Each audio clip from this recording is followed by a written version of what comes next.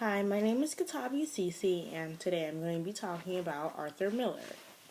Now, some of y'all might know Arthur Miller as a famous playwright or author. He's written a few plays and stories that we know about, like The Death of a Salesman or The Crucible, The Misfit.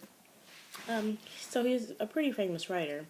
But today I'm going to be telling you a little bit more about his background and where he's from, where he's born, how many times he's been married, which is actually pretty interesting, and who he's married.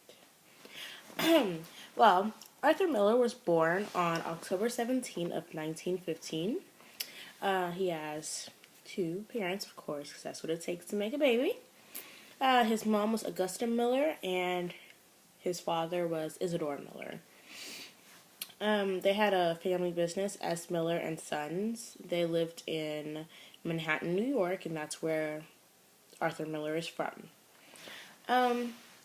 So his father liked to invest a lot of money into the stock, a lot of money, mostly all of his money into stock. And as we all know, the stock market crashed on October 24th, 1929, and that's when the Great Depression kind of started happening. It was during the Great Depression. So at this time, we know that Arthur Miller is basically struggling, along with his family, of course. They're struggling financially, emotionally, and mentally, and it's just a very hard time for them. So they moved to Brooklyn, and that's where Arthur Miller goes to high school and basically a little bit grows up, I would say. He lives the rest of his childhood in Brooklyn. So in 1932, Miller graduates from high school. He went to the Brooklyn's Abraham Lincoln High School, and he begins working in an auto parts warehouse in order to save money for college, as most of us are doing right now. For example, me, I'm working, as you can see, not right now, but I work to save money for college. And he also attended New York City College night classes for a few times a week. And so it kind of got a little busy for Miller. Like, he started having bad grades and stuff because he was so occupied all the time. He had a job and two schools to go to in a day. So it was pretty hard for him. He was unable to keep up with school and work, so he drops out of the college nights. Miller, um, Miller enrolls into the University of Michigan in 1934 after failing 2 times because of his grades. And he knows the tuition is going to be a little too high for him to handle, which would have also been a problem if he got accepted the first 2 times. So he finally did get accepted into the University of Michigan, and he works as a reporter and a night editor for university newspaper, the Michigan Daily. In 1936 and 1937, Miller wins an award, which he puts towards his tuition, because, like I said, the tuition was too much for him to pay just out of pocket. So he wins those 2 awards, and he puts both of them towards his tuition. The first one was a $1,250 scholarship from the Theater Guild's Bureau of New Plays. And then the second one was a Hopwood Award for his play Honors at Dawn. Okay. So he does graduate from University of Michigan, and he begins writing for a radio.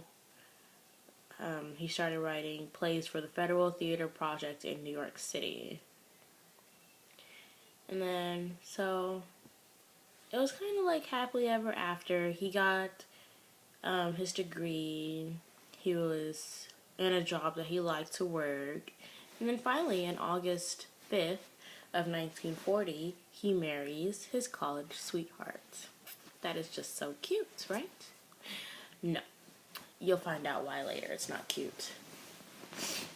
So he marries a Catholic woman named Mary Grace Slattery. And she becomes his editor. As the United States mobilizes the fight World War II, Miller begins to work as a shipfitter's helper in the Brooklyn Navy Yard, choosing to work nights in order to write during the daytime. So, yet again, he gets another job. Arthur Miller in Hollywood. Miller finds work as a screenwriter for a war film, Story of G.I. Joe. While he was working for them, they didn't really respect him and appreciate his works, so he ended up quitting that job also. He had many jobs.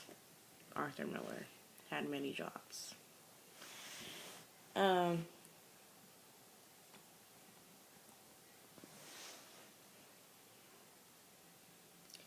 So in 1944, Miller and his college sweetheart wife have a daughter named Jane. And in 1947, he writes a play called All My Sons. 1949, Death of a Salesman.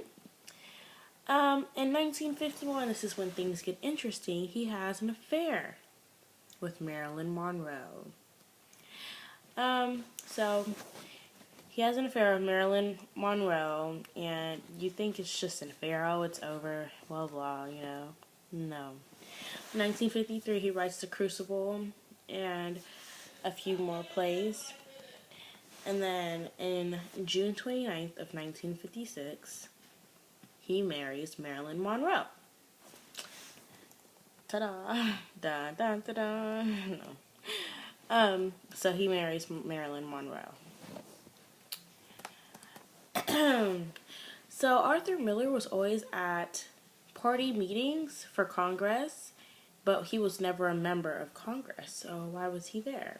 So finally one day, or some period of time, he was called by a committee chairman named Francis Waters, and he attends, of course, and meets up with him. Francis offers him, basically bribes Miller to let his wife Monroe be in a campaign poster with him, and he'll let Miller off the chain. Just let him go, like, oh, okay, well, you did this for me, so I'm going to do this for you. Just let it go. But Miller refuses. A judge finds Miller guilty of contempt of Congress for refusing to name other alleged communists during 1956. Okay? But in July 8th of 1958, Miller's conviction was overturned. After a lengthy appeals trial, a judge overturns Miller's contempt conviction.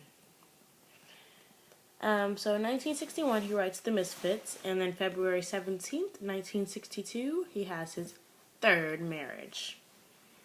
Miller was kind of a pimp. I guess he didn't really know the meaning of commitment. So he has his third marriage. He marries an Australian this time. She was a photographer named Ing Morath. And he met on the set of The Misfits. Are you seeing kind of a pattern here? He went to college, met his college sweetheart. He went to Hollywood, met a female in Hollywood. He had a play in The Misfits. He met a female in Misfits. So if I was Arthur Miller's wife, I wouldn't let the man go anywhere. Because every time he goes somewhere, he meets somebody. So, he'd be on a chain. No, I'm just kidding. Okay, so he had his third marriage in 1962. And a few years later, he writes 2 new plays, and he becomes the president of PEN, an international literary organization. In 1966, Miller's son Daniel is born with Down syndrome, and his parents decide to commit him to an institution instead of raising them themselves. Miller, at this time, I don't know if he lost his mind or what was wrong with him, but he would not accept his son. He rejected him completely. He did not think that was his son. He didn't want anything to do with the child. So they put him in an institution.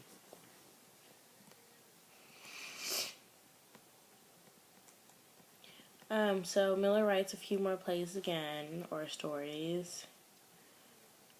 And then he writes an autobiography, Time Bends. He also releases 2 plays, I Can't Remember Anything, and Clara.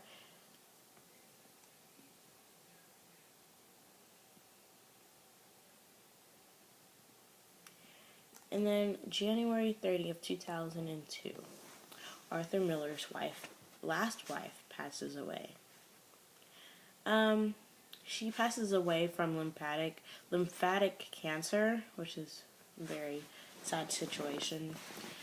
They were married for 40 years, so I would say that's probably the longest commitment. I guess she kind of got the clue to keep Miller on a chain, not to let him go anywhere, because that man liked to hop around. So I guess she finally got the message and held him down, literally. And I'm pretty sure Arthur Miller would have probably remarried or found some other chick if he didn't die in February 10th, 2005. But he was a pretty old man, and he lived an interesting life. Although it wasn't the greatest life, he did achieve many goals and overcome a lot of obstacles. Basically, he kept pushing towards what he wanted to do in life, which was to become a writer. And he ends up dying at age 89 in Roxbury, Connecticut. And that is the story of Arthur Miller, and a little bit about his background and his 3 marriages. And Tavi, signing out.